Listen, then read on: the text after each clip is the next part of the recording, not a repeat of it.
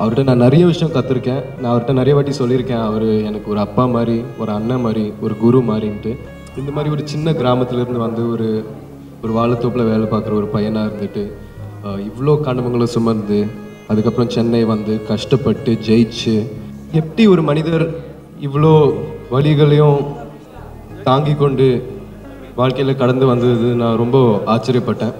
ஏன்னா இந்த மாதிரி இத்தனை சோக நினைவுகளையும்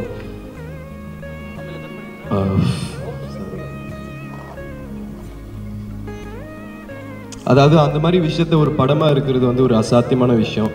ஏன்னா மீண்டும் மீண்டும் அந்த விஷயத்த திருப்பி போய் உணர வேண்டியதாக இருக்கும். அது எடிட்டில் இருக்கலாம், டைரக்ட் பண்ணும்போது இருக்கலாம்.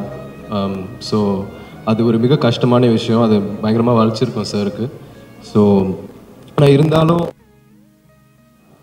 அவரோட கதைகள், அவரோட மக்களோட கதைகள் அது எல்லார்ட்டையும் போய் சேரணுன்றதுனால அவர் இரவும் பகலும் பார்க்காம உழைக்கிறாரு. எல்லா படத்துலையும் அப்படி தான் உழைக்கிறாரு.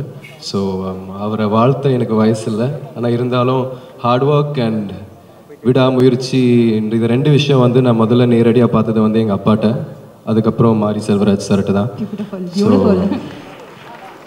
அது வந்து நான் இங்கே சொல்ல விரும்புகிறேன். And I love you so much sir.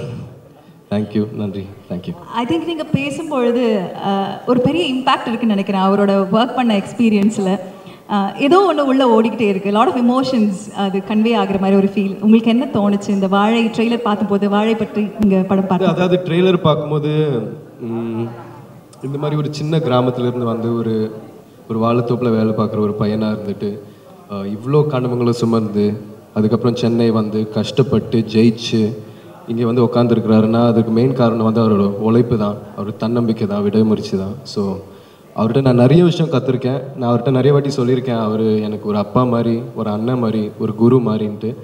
So இங்கே நான் நிறைய விஷயம் சொல்லலாம், இருந்தாலும் புரியுது. அடுத்த படம் வரும்போது நான் கண்டிப்பாக பேசுவேன். ரஞ்சித் சார் ரொம்ப நன்றி, தங்கலானுக்காக ரொம்ப நன்றி. இந்த மாதிரி ஒரு படத்துக்காக நான் ரொம்ப வெயிட் பண்ணியிருந்தேன் அப்பாவை பார்க்க. And thank you.